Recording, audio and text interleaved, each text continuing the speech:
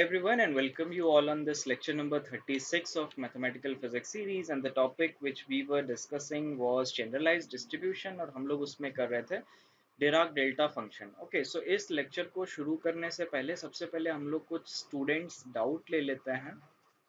Student doubts जो कि group discussion में कुछ लोगों ने पूछा और कुछ लोगों ने कमेंट भी किया. तो सबसे पहले दो क्वेश्चंस हैं. The first is which discontinuity we should take as a positive and which discontinuity we should take as a negative. Okay, or how do we define what is positive discontinuity and what is a negative discontinuity. तो previous video में हम लोगों ने एक example discuss किया था like this, where we have a distribution or the function which look like this. So this was my, let's suppose, the x-axis and this was my some function f of x. तो यहाँ पे this दो discontinuity थी, एक late suppose ये point A1 पे और एक पॉइंट A2 पे, जिसकी डिसकंटिन्यूटी मैंने कुछ इस तरीके से डिफाइन किया था. And we have some finite value of this function. Okay, तो how do we mathematically define this discontinuity. उसका प्रोसेस ये है कि आप फंक्शन की वैल्यू A1 प्लस पे निकालो, मतलब A1 की राइट हैंड लिमिट पे निकालो. So this is right hand limit calculate करो, minus F of A1 minus, यानी कि लेफ्ट हैंड लिमिट आप कैलकुलेट करो. यानी कि इस A1 के पॉइंट के अबाउट, इस जस्ट थोड़ा सा आगे A1 के यहाँ पे फंक्शन की वैल्यू चेक करो और यहाँ पे फंक्शन की वैल्यू चेक करो और उनका डिफरेंस ले लो. If this is positive, if this is positive, then we call this as a positive discontinuity. Positive discontinuity. क्योंकि यहाँ पे देखो फंक्शन मतलब नीचे से ऊपर जा रहा है, ठीक है, तो ये पॉजिटिव डिसकंटिन्यूटी होगी. और अगर आप नेक्स्ट पॉइंट पे देखोगे, अगर आप A2 पे कैलकुलेट करोगे तो सेम फंक्शन कैलकुलेट करो, A2 plus minus F of A2 minus. अगर ये वैल्यू नेगेटिव आ रही है, ये वैल्यू नेगेटिव आ रही है, तो इसको हम लोग कहेंगे negative discontinuity. Negative discontinuity. Although ये कुछ पॉजिटिव और नेगेटिव डिसकंटिन्यूटीज के कोई कॉन्सेप्ट्स नहीं है, बट मैथमेटिकली आप इनको ऐसे निकाल सकते हो कि जिस पॉइंट के अबाउट आपको चेक करना है उसका राइट हैंड लिमिट निकालो और उसका लेफ्ट हैंड लिमिट निकालो और दोनों को डिफरेंशिएट कर दो. अगर पॉजिटिव वैल्यू आ रही है तो दिस इज पॉजिटिव, नेगेटिव आ रही है तो this is negative discontinuity. Okay, तो अब जब इसका डिराक डेल्टा फंक्शन हम लोग, मतलब इसका derivative D F x by D x suppose करो, जब रिप्रेजेंटेशन हमने प्रीवियस वीडियो में किया, लेट सपोज ये सम कांस्टेंट वैल्यू है c. तो पॉजिटिव डिसकंटिन्यूटी कितनी है, अमाउंट ऑफ डिसकंटिन्यूटी क्या रिप्रेजेंट करेगा, strength of the Dirac delta function. तो this is c of delta of x minus a1. Okay, क्योंकि ये जो डिसकंटिन्यूटी है वो a1 पे है, प्लस अब यहाँ पे जो सेकेंड डेल्टा फंक्शन होगा x माइनस A2 पे होगा. ओके, लेकिन इसकी जो डिसकंटिन्यूटी है वो नेगेटिव है, तो यहाँ पे जो स्ट्रेंथ होगी उस डिराक डेल्टा फंक्शन की वो नेगेटिव आएगी, माइनस c. सो ये आ जाएगा c, कॉमन ले लो. So this is delta of x minus A1 minus delta of x minus A2. ठीक है, तो ये कुछ तरीके का रिप्रेजेंटेशन था. और इसका जो डिराक डेल्टा रिप्रेजेंटेशन था, ये सपोज करो पॉइंट A1 है, ये सपोज करो पॉइंट A2 है. तो अगर हम मैथमेटिकली यानी कि इस तरीके से रिप्रेजेंट करें, सो ये जो डिराक पीक्स आएंगी वो स्ट्रेंथ क्या रिप्रेजेंट करेगा, पॉजिटिव या negative. So this is delta of x minus A1 into C. C इसकी स्ट्रेंथ है, क्योंकि यहाँ A2 पे डिराक डेल्टा फंक्शन की स्ट्रेंथ नेगेटिव होगी, तो this is minus C delta of x minus A2. So this was a doubt by student कि ये पॉजिटिव नेगेटिव कैसे हैं और ये delta functions negative the opposite directions में क्यों रिप्रेजेंट किए हैं. तो that is only about, only because of the strength of delta function. Second जो डाउट था, एक्चुअली ये डाउट नहीं था, actually it was a minor correction about this. Second था जो हम लोग डेल्टा फंक्शंस की जो डायमेंशंस लिखते थे, तो the dimension of delta function. Okay, delta की डायमेंशन में, तो मैंने क्या बताया था आर्गुमेंट में, सपोज करो डेल्टा का आर्गुमेंट कुछ इस तरीके से है x माइनस ए, और ये वन डायमेंशनल है 1D में. और ये x सपोज करो, अगर सपोज करो लेंथ को रिप्रेजेंट कर रहा है, तो जो डेल्टा का जो डायमेंशन होगी that will be length inverse, L inverse होगा. अगर सपोज करो ये है del square r vector minus a vector, del square of r vector minus a vector. तो ये यहाँ पे डेल स्क्वायर लिखा है, it means a two dimensional Dirac delta function है, तो इसको आप ऐसे लिख सकते हो x minus x naught delta of y minus Y naught. अगर x फिर से ये लेंथ को रिप्रेजेंट कर रहा है, this represents length, this also represents length, तो ये क्या हो जाएगा L inverse multiplied by L inverse, so this is L minus two. अगर सपोज करो ये डेल्टा क्यूब है r माइनस ए वेक्टर है, तो कार्टेशियन में अगर हम लिख रहे हैं तो this is delta of x minus x naught, या x माइनस एक्स नॉट है, delta of y minus Y naught है, delta of z minus Z naught है, तो इसकी डायमेंशन क्या हो जाएगी लेंथ का माइनस क्यूब। अब मैंने क्वेश्चन बताया था जिसमें ये जो आर्गुमेंट था that represents the momentum. Okay, तो जो क्वेश्चन था I was suppose to do that for one dimension, but मैंने गलती से आई गेस उसको डेल्टा क्यूब लिख दिया था। सो एक प्रॉब्लम करेक्शन है कि अगर मैं ये कहूँ कि delta of p minus sum function p not है, और ये p जो है this represents momentum of some, इसका जो आर्गुमेंट है that represents momentum.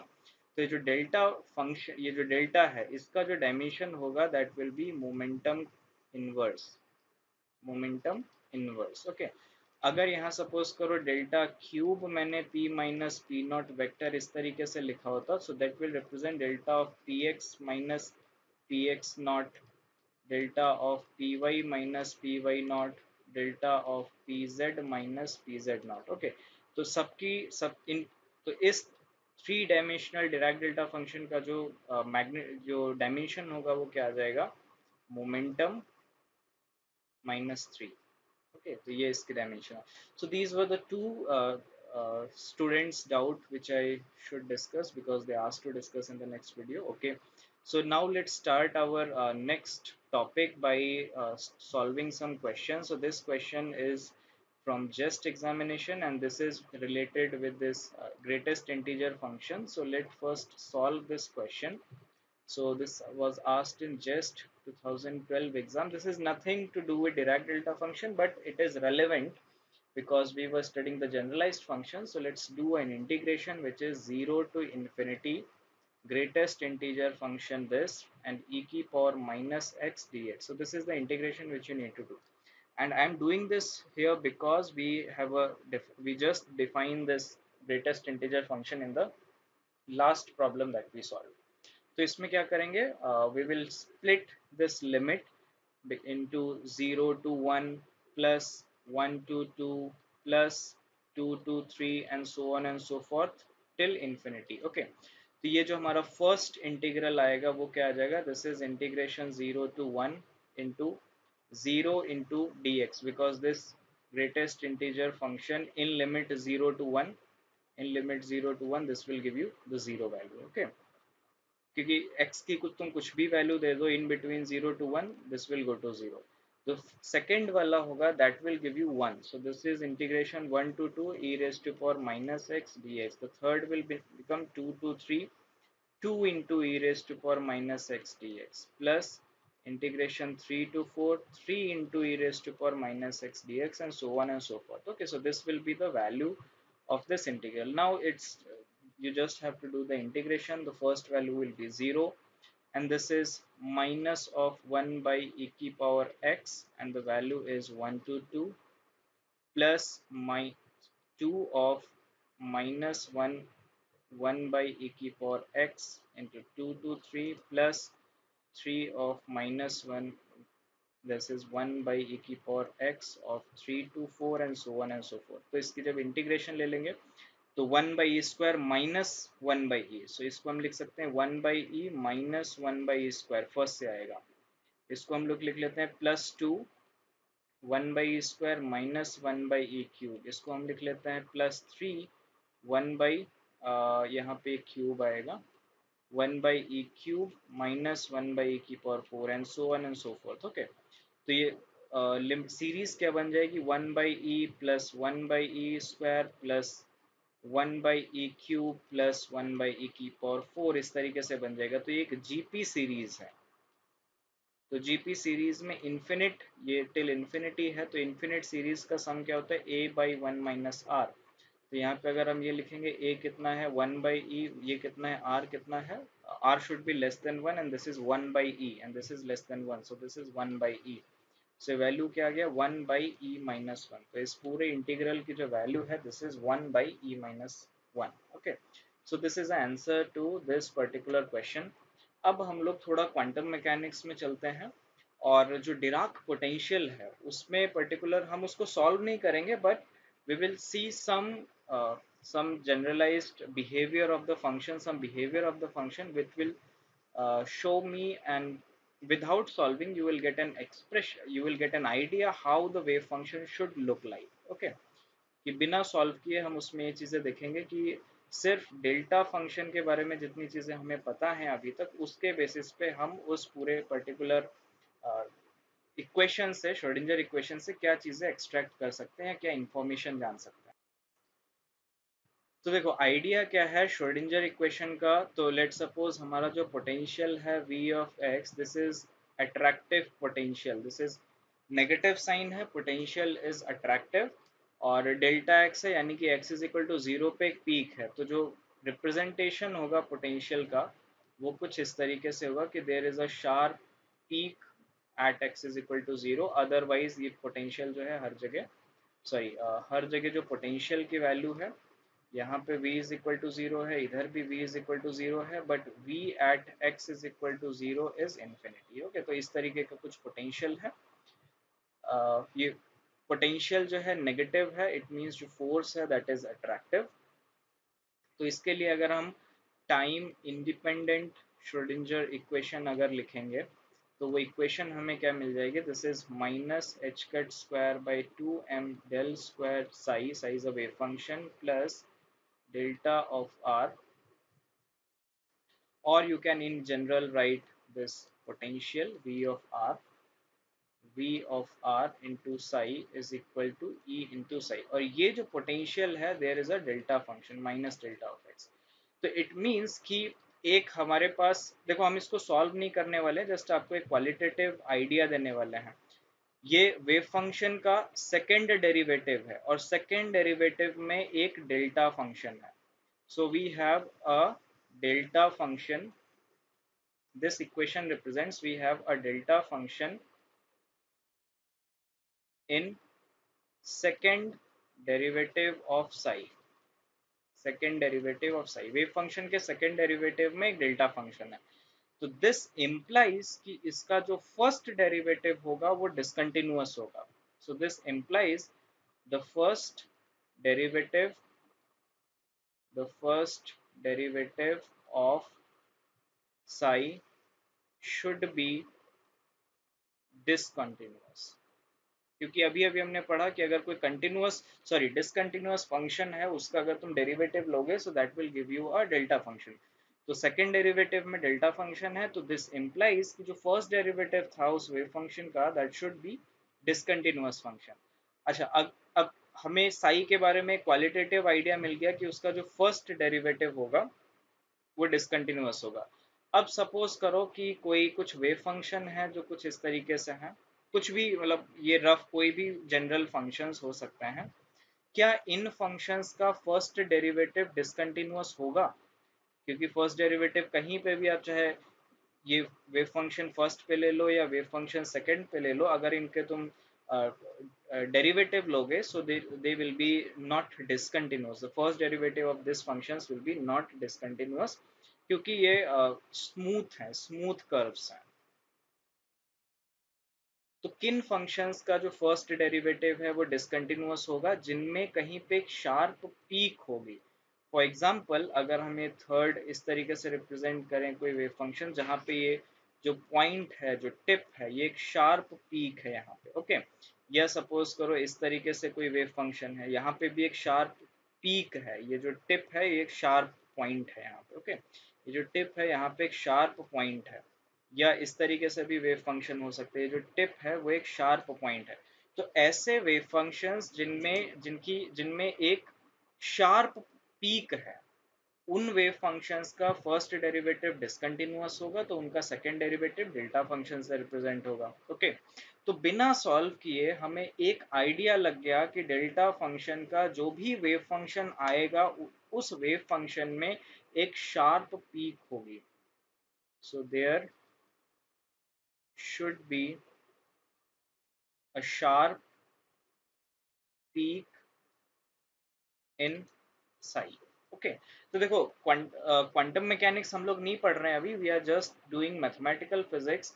But just एक इंट्यूटिव आइडिया के लिए कि अगर तुम्हें बस ये दे दिया जाए, एक क्वेश्चन कहा जाए कि इसका वेव फंक्शन का एक्सपेक्टेड बताओ कि क्या क्या बिहेवियर्स तुम्हें चाहिए होंगे, तो तुम्हें एक बिहेवियर तुम्हें पता चल गया कि this function should have a sharp peak. Okay, that's it. Other properties हमें नहीं पता इस वेव फंक्शन की कैसी हैं, बट एक प्रॉपर्टीज हमने सिर्फ डेल्टा फंक्शन को स्टडी करके पता कर लिया कि that this should have a sharp peak, और इसका जो फर्स्ट डेरिवेटिव होगा दैट शुड बी डिसकंटिन्यूअस. अब मैंने अभी ये कम्युनिटी टैब पे क्वेश्चन नंबर 11 अपडेट किया था, उसमें क्वेश्चन पूछा था आप लोगों से कि find the second derivative of this wave function. So what was the question? Find second derivative of this wave function. और वेव फंक्शन हमने क्या दिया था आपको, that was f of x which was given to be some constant a multiplied by an exponential और minus a into mod x. Minus ये जो a है this is also constant, a is also a constant, और इस function को अगर हम normalise करें तो we will get a value of a. Okay, and this function was defined in the entire range from minus infinity to infinity. और अगर आप लोगों ने क्वांटम मैकेनिक्स में ये डेल्टा पोटेंशियल जो है इसको अगर सॉल्व किया है, तो this is expression for those wave functions. So this is wave function for delta potential. Okay, हाँ, जो ए पैरामीटर्स हैं वो कुछ अलग आएंगे, ये नॉर्मलाइजेशन वैल्यू आपको कैलकुलेट करनी पड़ेगी, बट द एक्सप्रेशन जो है ये जो फॉर्म है exponential of minus some constant into modulus of x mod x. ठीक है, ये वेव फंक्शन, ये जो डेल्टा फंक्शन का जो नेचर है वो इस तरीके से आएगा. ये जो साई है, so this psi should be like this with some normalisation function. Okay, तो इस फंक्शन को अगर हम प्लॉट करेंगे तो ये कैसा हमें दिखेगा. Let's plot this wave function. तो प्लॉटिंग के लिए सबसे पहले हमें x की पॉजिटिव लिमिट और x की नेगेटिव लिमिट के लिए फंक्शन पता होना चाहिए. तो this function fx should be look like this is a e की power a into x for x is less than 0, and this function is a into e raised to power minus ax for x is greater than 0. और ये function क्यों ऐसे define हुआ, because mod x is minus x for x is less than 0, and this is plus x for x is greater than 0. So by this definition you can split this wave function into two parts, which is x is greater than 0 and x is less than 0. Okay, और let's plot this wave function. तो ये function at x is equal to 0 पे क्या होगा, this function is a. तो इस function की एक पीक होगी यहाँ पे a पे. So this is my f of x, और ये फंक्शन इस तरीके से राइट हैंड साइड और लेफ्ट हैंड साइड में डिके करेगा. So let me plot this. So ये जो पीक है पॉइंट ए पे, ये एक शार्प पीक है, और ये डिराक डेल्टा फंक्शन, जो डिराक डेल्टा पोटेंशियल है, अगर v of is equal to minus delta x है तो उसका ये वेव फंक्शन रिप्रेजेंटेशन है. ओके, उसी का वेव फंक्शन ये मैंने आपको होमवर्क में दिया था, ये प्रैक्टिस क्वेश्चन के लिए दिया था. तो एफ एक्स इधर क्या होगा, ए ई रेस्ट पर ए एक्स, इस साइड क्या होगा, ए ई रेस्ट पर माइनस ए एक्स. ओके, तो this is two sided exponentially decaying function. So इसको आप लिख सकते हो two sided exponentially decaying function, decaying function. so this is the thing. okay, अब हम लोग इसका फर्स्ट डेरिवेटिव प्लॉट करते हैं. तो हम लोग यहीं पे एक एक्सिस कंसिडर कर लेते हैं. Let's suppose this is my x axis, और इसी प्लॉट में मैं इसको एक्सटेंड कर देता हूँ. So this is my X and Y axis. Okay, तो अब हम लोग इसमें प्लॉट करते हैं this function, this is F X bar, यानी कि D F by D X. So this is D F by D X. तो D F by D X क्या हो जाएगा, देखो जब आप ये राइट हैंड साइड में, सॉरी लेफ्ट हैंड साइड में जब डिफरेंशिएट करोगे A E rest power A x का, तो एक वैल्यू होगी, तो इस फंक्शन का डिफरेंशिएशन कुछ करोगे तो इस तरीके से आएगी, ये वैल्यू क्या होगी, A E raised to power A x. Okay, जब ये राइट हैंड साइड में तुम डिफरेंशिएट करोगे तो एक नेगेटिव साइन भी आ जाएगा, तो ये नेगेटिव साइन यहाँ पे इस तरीके से आप रिप्रेजेंट करोगे, तो this is minus a E raised to power minus A x. Okay, तो ये हमारा वेव फंक्शन आ गया। ये जो पीक वैल्यू है वो कितनी आएगी, ए, ये जो पीक वैल्यू है वो कितनी आ जाएगी, माइनस ए। तो अमाउंट ऑफ डिसकंटिन्यूटी कैसी है, this is negative discontinuity. Okay, और ये सॉरी, अमाउंट ऑफ डिसकंटिन्यूटी कितनी है, दिस इज -2 a, क्योंकि आप राइट हैंड लिमिट को लेफ्ट हैंड लिमिट से घटाओगे, so this is -2 a amount of discontinuity है। और this is a negative discontinuity, this is our origin.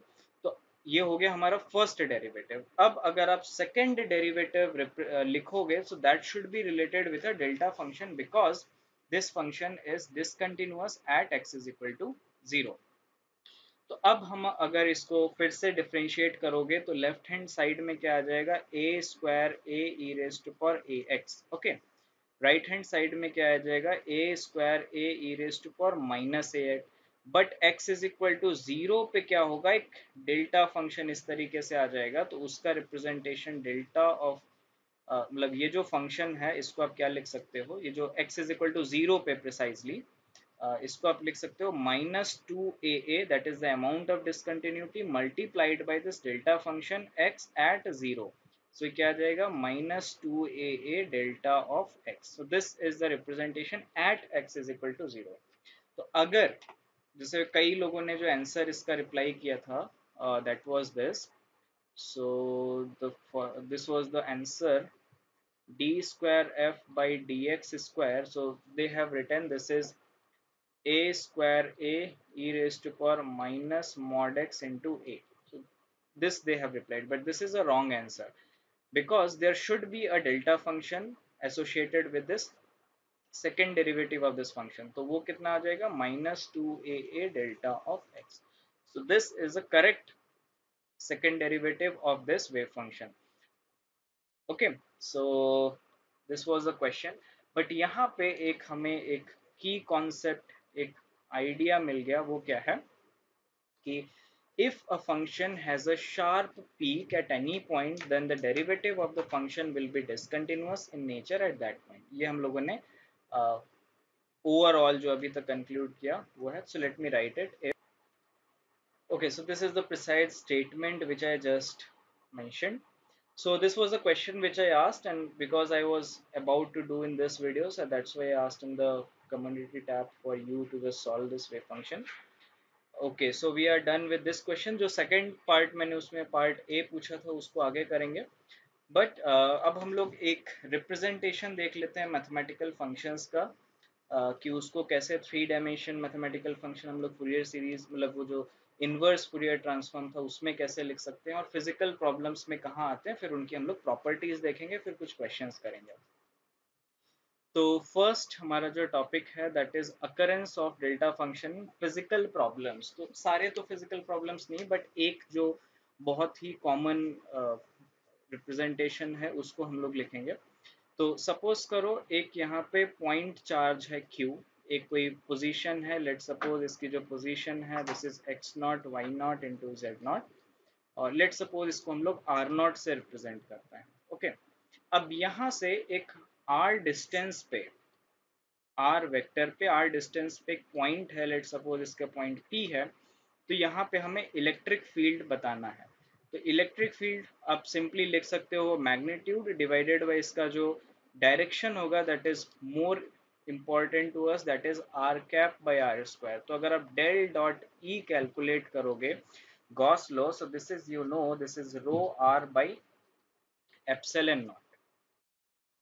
अब यहाँ पे क्वेश्चन ये आता है कि I want to represent this Q in terms of this rho, यानी कि पॉइंट चार्ज को मैं एक डेंसिटी के फॉर्म में रिप्रेजेंट करना चाहता हूँ। तो how this representation is done, कि the charge density is equal to this charge q into delta functions at कहाँ कहाँ पे पोजीशन है, x माइनस एक x नॉट पे है, एक y नॉट और z naught. So this is x minus x naught, this is y minus y naught, and this is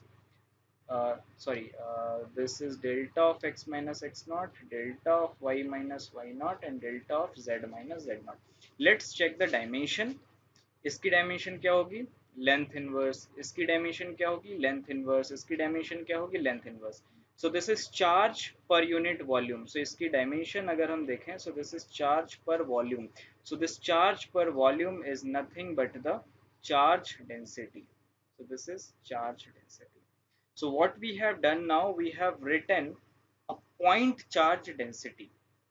सो ये जो पॉइंट चार्ज है इसकी हमने एक डेंसिटी रिप्रेजेंट करी, और this you can write it as q of delta cube of are minus r naught vector. Simply इसको आप इस तरीके से लिख सकते हो. ओके, सो यहाँ पे अगर आप चाहो तो इस रो आर को इस q into delta cube of are minus r naught से रिप्रेजेंट कर सकते हो. देखो इसका अभी भी फिजिकल सिग्निफिकेंस यही है कि ये जो चार्ज है that is placed at r minus r naught position पे, ये जो यहाँ ये जो पोजिशन है. So that was a physical problem which you will encounter in your EMT course if you did in some good institute, जहाँ पे आपको ये पॉइंट चार्जेस का डेंसिटी या सरफेस चार्ज की डेंसिटी आपको लिखनी पड़ेगी. Okay, so but it's good to know कि इस तरीके से पॉइंट चार्ज कोई भी डेंसिटी डिराइव की जा मतलब लिख सकते हो आप इन टर्म्स ऑफ डेल्टा फंक्शन. तो अब हम लोग एक इसका रिप्रेजेंटेशन देख लेते हैं थ्री डायमेंशनल डेल्टा फंक्शन का, ये डेल्टा क्यूब का एक रिप्रेजेंटेशन. तो डेल्टा क्यूब ऑफ आर जो है इसको आप ऐसे लिख सकते हो, this is integration of d cube k, this is k space infinite small volume into e raised to power plus minus I k dot r. ये इसका इनवर्स फूरियर ट्रांसफॉर्म जो हम लोग देख चुके थे, बट यहाँ पे एक फैक्टर था 1/2 पाई, या डिपेंड करता है कि आपने फूरियर ट्रांसफॉर्म कैसे डिफाइन किया है. तो यहाँ पे 3 डायमेंशन में है, सो दिस विल बी 1/2 पाई का होल क्यूब. तो इसको आप इस तरीके से भी रिप्रेजेंट कर सकते हो, this is 1/2 pi whole cube integration of minus infinity to infinity D K one, integration minus infinity to infinity D K two, integration minus infinity to infinity D K three, e raised to power plus minus I k1x plus k2y plus k3z. तो इस तरीके से भी three dimensional Dirac delta functions का आप mathematical representation कर सकते हो. और इसकी जो डायमेंशन होगी मैं फिर से बता दूंगा, this will be length cube और वॉल्यूम इनवर्स. ओके, तो ये इसकी डायमेंशन होगी. तो अभी तक जो भी हम लोगों ने डिराक डेल्टा फंक्शंस का रिप्रेजेंटेशन देखा that was in Cartesian coordinate system. Now let's work on other coordinate systems. So now we will represent delta function in other coordinate system. In other coordinate system means I will represent in polar, in cylindrical, and in spherical coordinate system. So first, let me complete this by starting polar coordinates. So polar coordinates, we know we have two coordinates in polar system, that is rho and phi.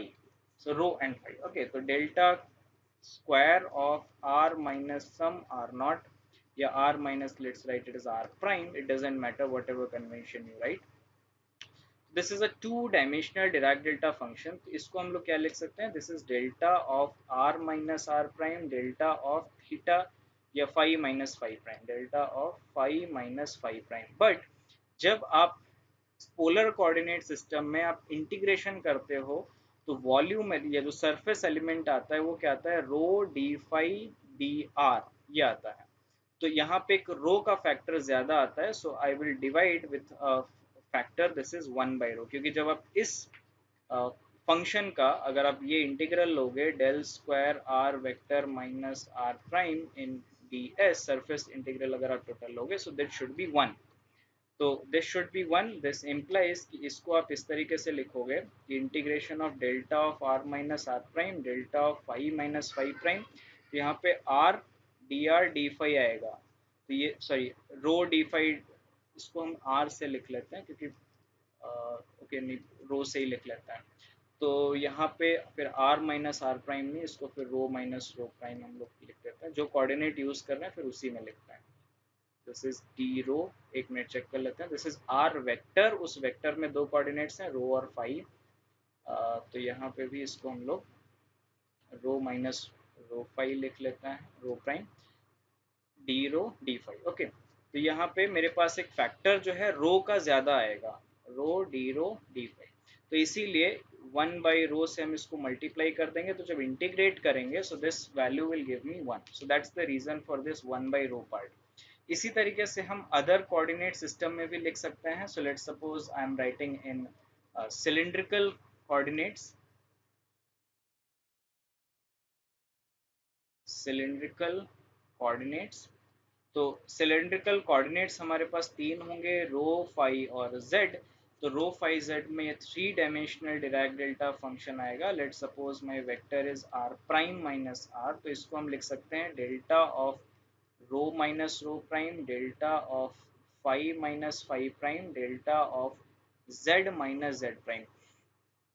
इसका जो volume element है वो भी यही आता है, so into D Z. Okay, ये इसका वॉल्यूम एलिमेंट है। तो यहाँ पे भी एक फैक्टर से हम लोग मल्टीप्लाई करेंगे 1/रो, क्योंकि जब इसका इंटीग्रेशन कर रहे होगे D phi D rho D Z में, तो एक रो का फैक्टर जो है वो ज्यादा आएगा। सिमिलरली हम लोग इसका रिप्रेजेंटेशन जो थर्ड कोऑर्डिनेट है जो कि हम लोग स्टडी करते हैं, that is our cylindrical coordinate system, उसमें भी इसको आप सॉरी नहीं सिलिंड्रिकल नहीं, स्फेरिकल कोऑर्डिनेट सिस्टम, क्योंकि सिलिंड्रिकल तो हम लोग देख चुके हैं। So this is our spherical coordinate system. So in spherical coordinate system, this our coordinates are, let's suppose r, theta and phi, r, theta and phi, r, theta and phi. Okay. So delta cube of r vector minus r prime vector will be delta of r minus r prime, delta of theta minus theta prime और delta of phi minus phi prime, ये तीन। But इसका जो volume element है that is r square sine theta d r d theta d phi. तो इसमें हमें एक फैक्टर से डिवाइड करना होगा, that is 1/r square sine theta. Okay, ये फैक्टर आ गया। बट इसको एक सेकेंड रिप्रेजेंटेशन भी है, आप इसको ऐसे लिख सकते हो 1/r square delta of r minus r prime, delta of theta minus theta prime by sine theta divided by sine theta delta of theta minus theta prime. तो देखो यहाँ पे आप डिफरेंशिएट किसके टर्म्स में कर रहे हो, साइन थीटा डी थीटा।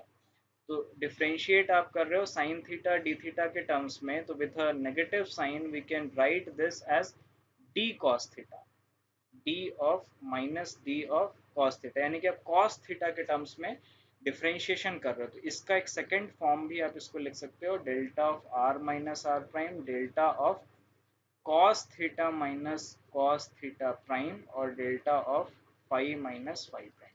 यहाँ पे फाई है। ओके, तो ये भी फॉर्म आप यूज कर सकते हो, ये भी फॉर्म आप यूज कर सकते हो, बट ये जो 1/r स्क्वायर साइन थीटा वाला फॉर्म है ये आप सब आसानी से याद रख सकते हो। ऑल्दो दूसरा वाला फॉर्म भी याद रख सकते हो, बट कोई भी यूज कर लो, बोथ आर करेक्ट। बट इसमें आपको याद रखना पड़ेगा, इसमें जो डिफरेंशिएशन है that is with the cos theta term, but उसमें d r d theta d phi उन्हीं के टर्म्स में डिफरेंशिएशन है। ओके, सो इस पर्टिकुलर टॉपिक में, इस पर्टिकुलर वीडियो में हमने कुछ क्वेश्चन, एक क्वेश्चन किया था जस्ट के लिए, और सेकंड वेव फंक्शंस की कुछ प्रॉपर्टीज थी जो कि स्पेशली मैंने कोरिलेट किया डेल्टा फंक्शंस पोटेंशियल के साथ, और उसका सेकंड डेरिवेटिव कैसे हम एक एक्सपोनेंशियल माइनस मॉड एक्स के वेव फंक्शन को कैसे हम लोग उसका सेकंड डेरिवेटिव कैसे लिखेंगे, and that was the precise wave function which you will get in delta potential. और उसके बाद हम लोगों ने एक पॉइंट चार्ज का डेंसिटी रिप्रेजेंट किया था, और डिफरेंट कोऑर्डिनेट सिस्टम्स में कैसे हम लोग डेल्टा फंक्शंस को रिप्रेजेंट करते हैं ये देखा। So we will stop this session over here, और नेक्स्ट वीडियो में या नेक्स्ट सेशन में हम लोग डेल्टा फंक्शन की प्रॉपर्टीज देखेंगे, और मोस्टली वो फुल्ली कॉम्पिटिटिव ओरिएंटेड होगा कि कैसे कंपटीशन में तुम्हें किन किन प्रॉपर्टीज का यूज करना होता है, और फिर हम लोग सिर्फ क्वेश्चन सॉल्व करेंगे, and then we will end this Dirac delta function discussion.